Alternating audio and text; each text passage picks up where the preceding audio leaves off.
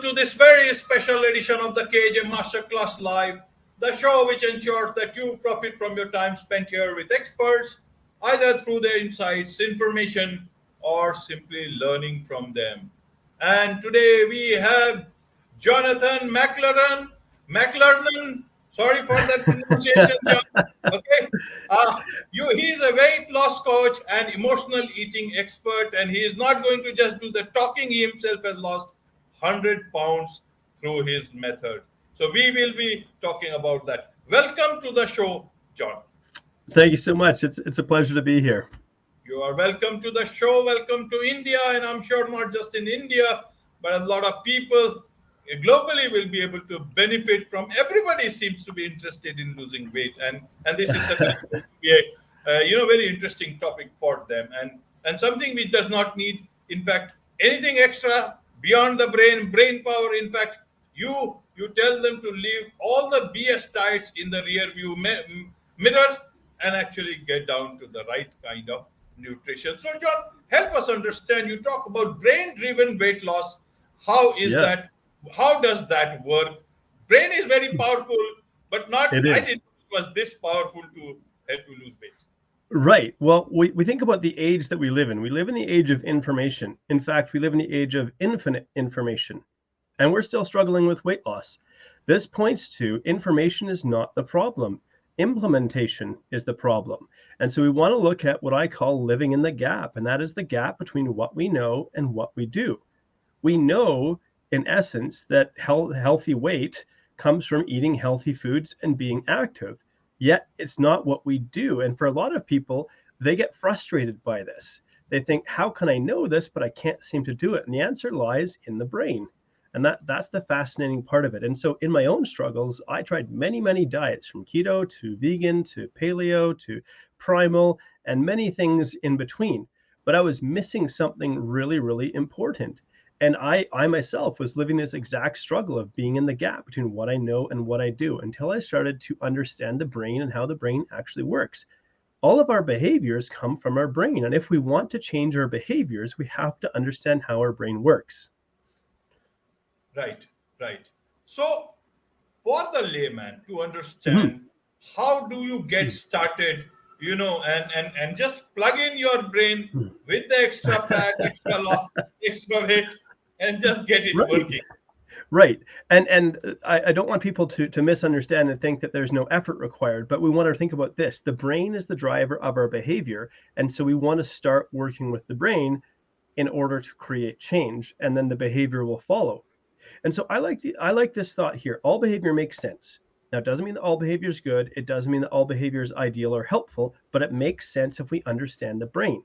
Most of our behaviors that lead us to being unhealthy are your brain trying to solve a problem. I'll give you a very simple example. I don't know if there's anybody out there that likes chocolate. I know in my part of the world, chocolate's quite popular. Everywhere. Right. So now imagine this. I'm stressed out. I eat chocolate. I feel better. My brain has just learned something. My brain has learned a trick. When I'm stressed out, I eat chocolate. I feel better. And now we repeat that behavior, and now we're starting to wire in a habit. So every time we feel stressed out, our brain goes, hey, remember, we have the solution. Eat chocolate. And now it's starting to become a habit. Now you might logically think, well, hey, eating chocolate every time I'm stressed out isn't actually helpful, but it doesn't matter, because the emotional part of our brain is stronger than the thinking part of our brain.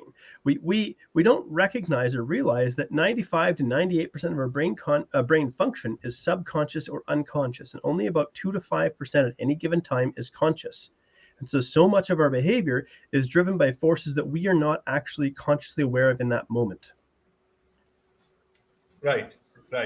So what about, you talked about chocolate. Chocolate is very much, understood. It is understood. What about people who eat a lot when they are stressed out? Whatever it is, that you develop that habit. How do you recognize that part? Because it's not chocolate.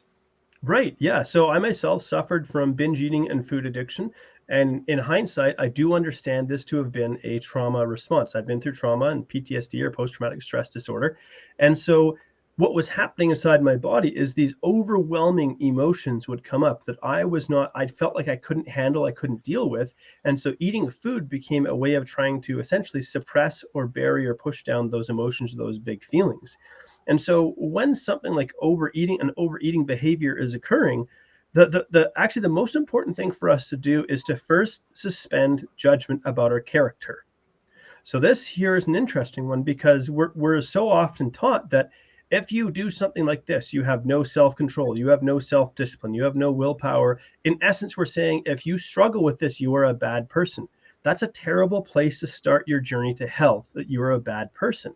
And so we actually want to suspend judgment and bring in what I call compassionate curiosity. We want to start to understand without judgment, why is this behavior happening? And we'll put aside the idea that you're a terrible person and say, this behavior is solving a problem or meeting a need. Let's figure out what that need is. And can we address that need in a different way that doesn't necessarily require food? Okay, okay, John. So now, in terms of a normal person who is you are talking about the food, is food the only thing that the brain takes care of, or is there anything else that the brain can induce you to do Mhm. or not to do? How does Sure. that work? And add to that, is there anything beyond in terms of nutrition also? How do you Right. train your body not to eat more? How does that work?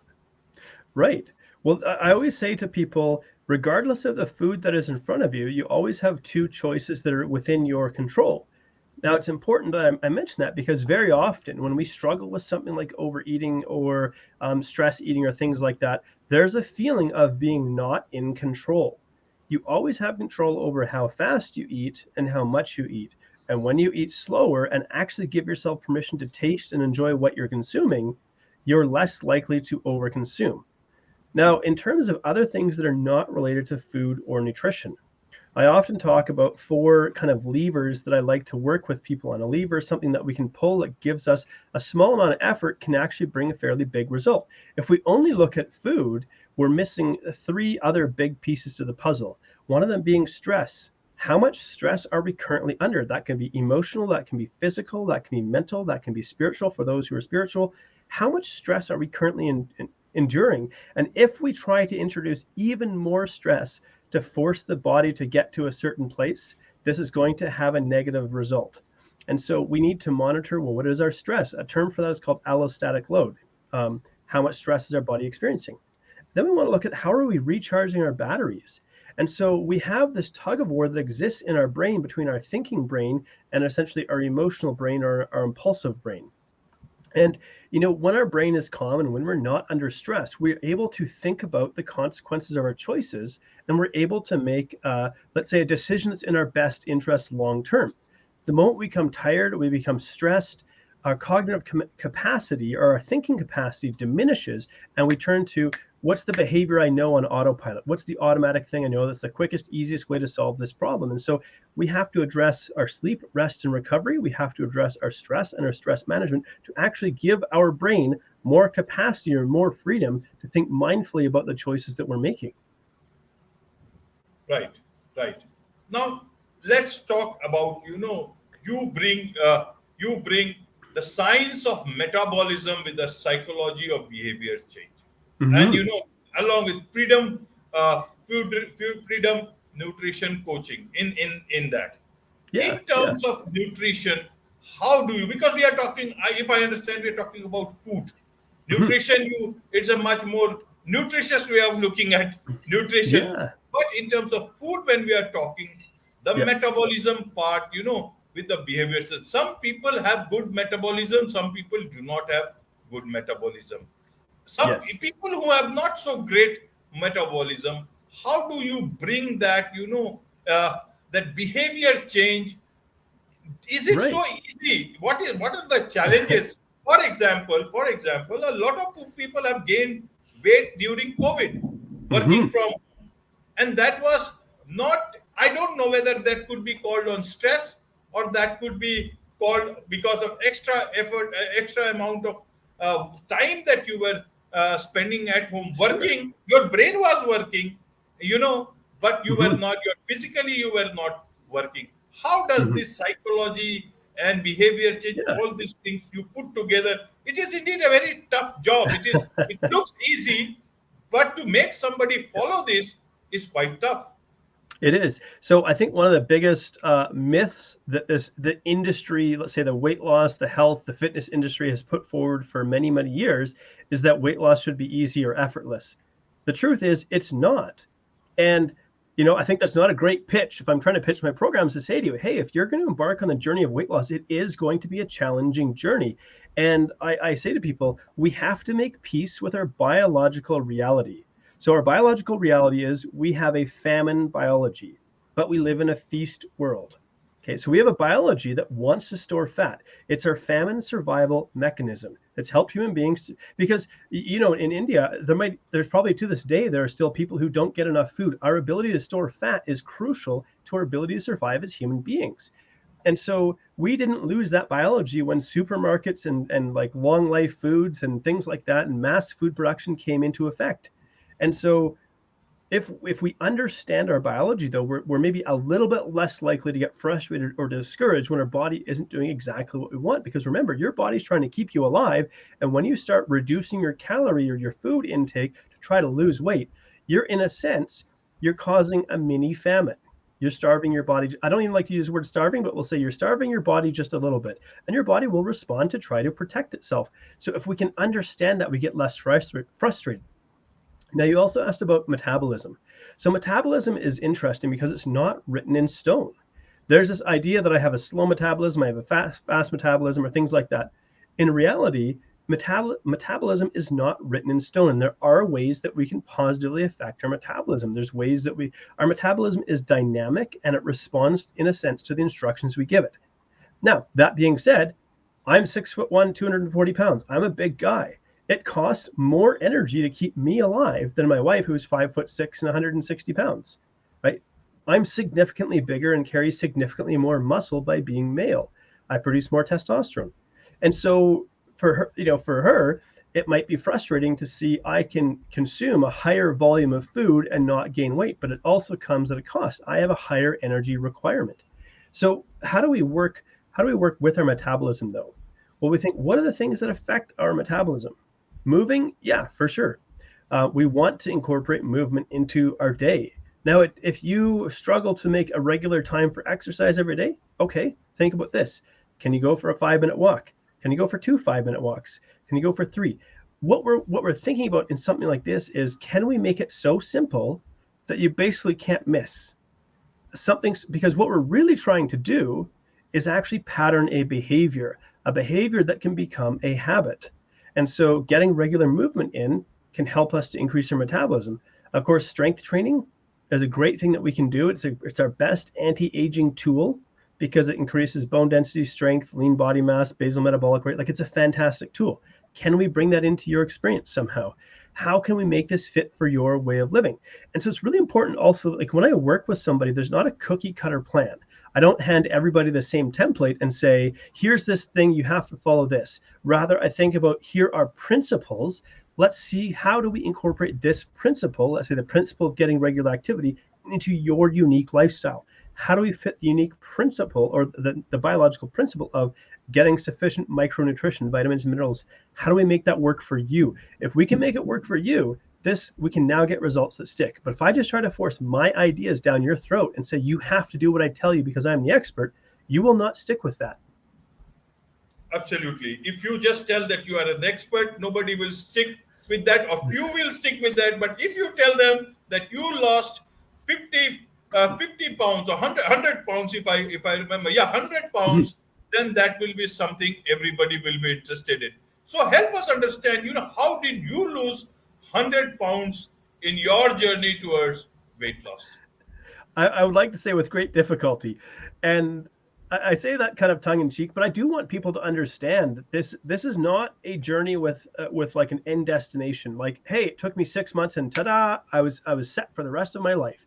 This is an ongoing process. So now, I joke that it took me about 6 years, but I've lost about 600 pounds. Now, what I really mean is, in all of my struggles, I lost and gained weight many times over. And so I lost that 100 pounds more than once. And so I actually got pretty good at losing weight. What I wasn't good at was maintaining that weight loss. And that's where things get trickier. And this is really, of course, the work that I'm trying to do, is to help people get results that stick, because it really isn't much good to put a lot of effort into losing weight for a short window of time, only to go back to your old patterns of behavior. And then you find yourself regaining the weight that you lost, because we can regain weight about 4 times faster than we can lose weight. And so how did I lose 100 pounds, but more importantly, keep it off?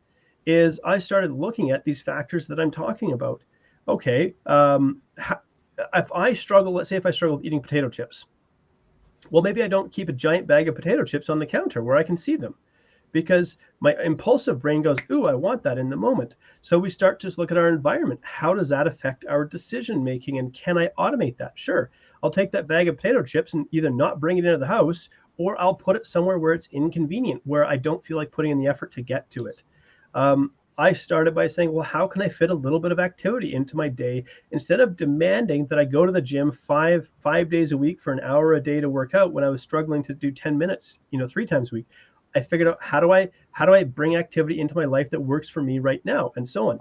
And I started to build these pieces in that support my ongoing lifestyle. So it now doesn't feel like a constant effort and a struggle. But I will say, I think it's important to qualify this. We have to treat obesity like an ongoing chronic condition, just like somebody with diabetes. So all the fat cells that I had in my body when I was morbidly obese, they still exist. My body didn't get rid of them. And so they're there waiting to be refilled. And so I must continue to manage my efforts and manage my weight and health. It's like a chronic condition I continue to manage. And so that can be really discouraging for some people to hear, but it's like, I have worked to create a way of living that I genuinely enjoy. I find joy in my day-to-day life. I find joy in the little things.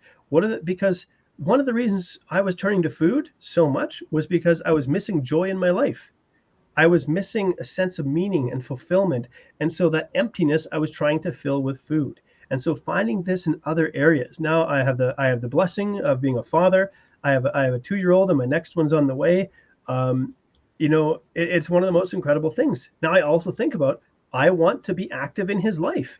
I want to be able to run after my kid. He brings me so much joy every day. And so whenever I think about going back to my old habits and old behaviors, I think about, what's the future that I want my little boy to have? And how do I want to be a part of his future? So I've found something that really means something to me. I call it my emotionally compelling reason, so that when that impulse, because the impulses and urges are still there. They're not as strong, but they're still there sometimes. I drive past a pizza joint. Maybe I want to eat a piece of pizza. And I think, hey, 10 minutes from now, will I care if I ate the pizza or not? Probably not. But will this help me to be a better dad in my kid's life? Absolutely. And will there be chocolates for him or not? Currently, no, because chocolate has a compound in it called theobromine. You don't have to remember that, but it's basically like caffeine. And my kid already has a lot of energy, so giving him sugar and a caffeine equivalent is a terrible idea. Absolutely. Absolutely. I wanted to understand for the audience is your journey towards being a coach, from nanotechnology research chemist to Navy marine engineer to, you know, to a globe-trotting nomad, 45 countries on 5 continents, power line technician, oil field heavy equipment operator, and now to nutrition and supplement store owner. Now to somebody telling not to have any of this, negative stuff in your life, only the positive things. How did this journey happen? And maybe a lot of people will try to understand. One, it is very important to be happy in life and Yeah. just move towards something that actually makes you be happy and make a Mhm. difference to others' lives. Well, I will say, first off, as a caveat, I live in Canada, and Canada is like a land of opportunities. So there's a lot of things that I have the ability to do here, and not everybody necessarily has that freedom or ability. But actually, the truth is, it turns out that I have ADHD, and I didn't know that until I was 41 years old. And I know maybe I look younger than 41, but I'm Yes, 41 years indeed, old. indeed, indeed. But maybe I can attribute that to having healthy practices. But the thing is I would get into something and I would just get intensely bored, and I would need some kind of new stimulus, new excitement, new challenge. I was also just missing, as you talked, missing like a sense of purpose. Like, yes, I was good at these things that I did actually, but I felt like there's got to be something more. I know I can do something more. I say I have a great brain. I can't take the credit. I got it free of charge. My dad has an encyclopedic brain. My mom's very emotionally intelligent. And so I got the best of those. So I can't even say that it's something, I just, that's the one that I got. But I felt like I have this ability to do something. I have this ability to teach and to communicate and to connect and so on. Surely there's some other way.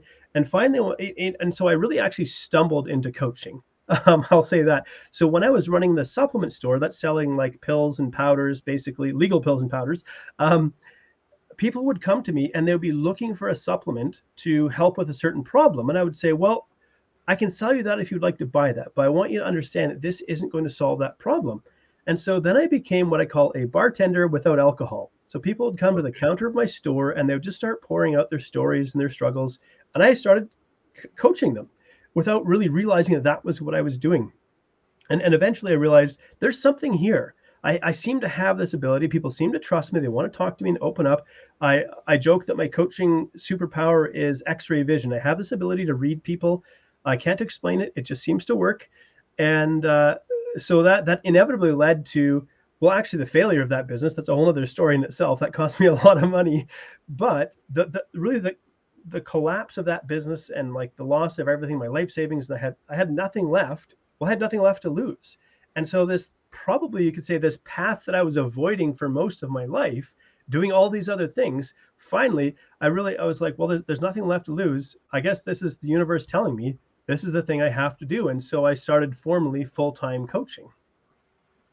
Absolutely, absolutely. Such a great story, and such a great story of how the universe will lead you to the path that you have actually avoided all this while. And this is what I understand of your story. Yeah. Coming back to the weight loss thing, John, is that a lot of people uh, lose weight, but then Mhm. they again get it back.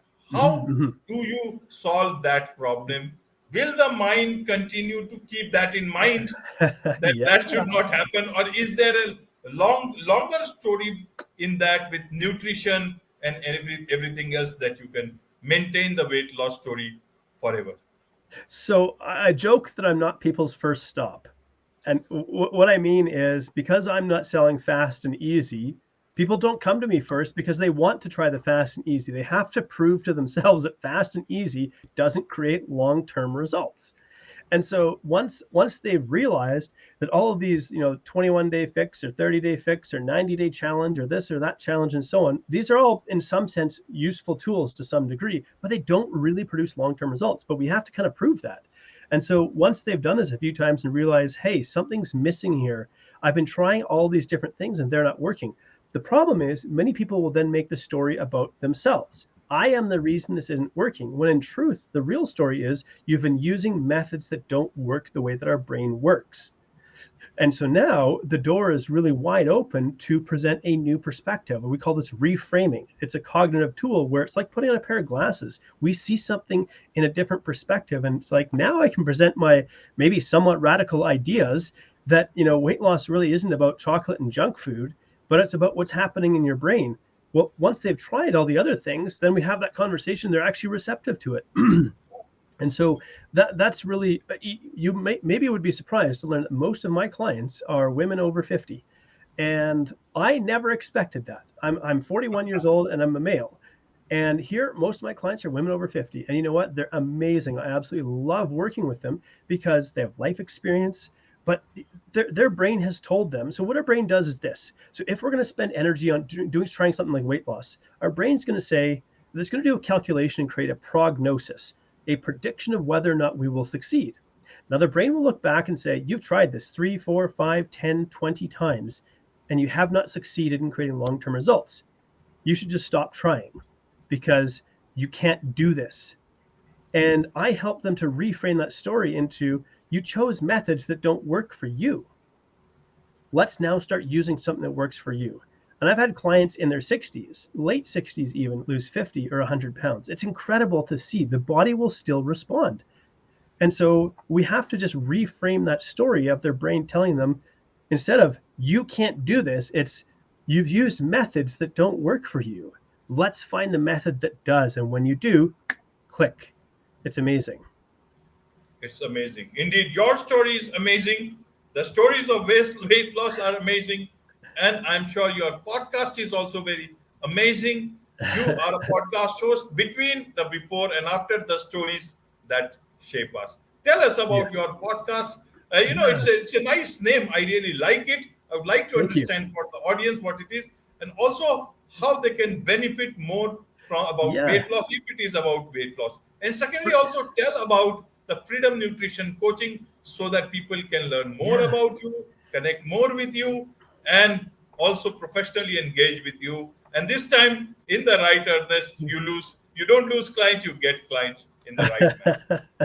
Thank you, and also again, thank you for using for allowing me on your platform to share my story and my passion. So between the before and after, originally it was called Wellness Unplugged, and it was really about telling people stories of weight loss. But then I recognized there's more to this picture. When people, I almost joke that nutrition is the cover story. So what I mean, people come to me and say, I want to lose weight, I need to fix what I'm eating. And I meet them where they're at and say, absolutely, let's start there. But in truth, the secret is we're actually going to go on a different journey. We're going to uncover what's really gone on in your life that's led you to doing the things you're doing to where you're at. And so nutrition is a safe starting point. It's a common place that feels safe, but as we gain trust and we move further through this journey, we start to explore different parts of what's leading you to doing this and how we can create change. And so between the before and after became really about telling people stories of overcoming adversity in life. Here's the thing that I always remember. Stories are sticky. In other words, stories stick in our brain. Think about this. Human beings, before we had writing language, we passed on stories, and stories stay in our brain. And so we read stories looking for inspiration. Now, how do we find inspiration? We look for someone who has a story similar to ours. And if we see that it's possible that they could overcome something really significant, our mind is now open to the possibility this could happen for me too. And so I want to share as many stories as I can of people overcoming significant adversity. So if somebody out there is struggling with something that maybe one of my guests has experienced, they can hear a story and not just hear about statistics, but hear this is possible. And that can really help people to create transformational change. And so this actually does tie into Freedom Nutrition Coaching, because I say it's like I help people co-write a couple of chapters in their life story. And when we rewrite those chapters in their life story, we change the ending of their story. And it is incredible to think about that somebody can go from being depressed, discouraged, frustrated, and feeling hopeless and overweight to having energy. I think about one of my clients, 20 years of trying to lose weight. In 8 months, she lost 50 pounds, was able to walk 5 miles a day, was able to swim 30 or 40 laps at her pool, felt like she was 20 years younger. So we rewrote that story from someone who was in her 60s, tired, feeling worn down, like it's all downhill from here. What's left for me to, I have this new lease on life. And so stories that we tell ourselves are so powerful. And so if anybody does want to connect, my website is freedomnutritioncoach.com. You can read a little bit more about what I do there. And of course, I would love for people to listen to a story or two from my podcast between the before and after. Wonderful, wonderful. Those were nice stories. Your story, as I said, and you also said that stories are quite sticky. So all I can say is that make good stories. From your story, I can understand is that make good stories sticky for you, and the bad stories non-sticky ones, so that happiness sticks you in your life forever. With this, it's a wrap on this very special edition of the KJ Masterclass Live. Thank you so much indeed for joining us. Thank you.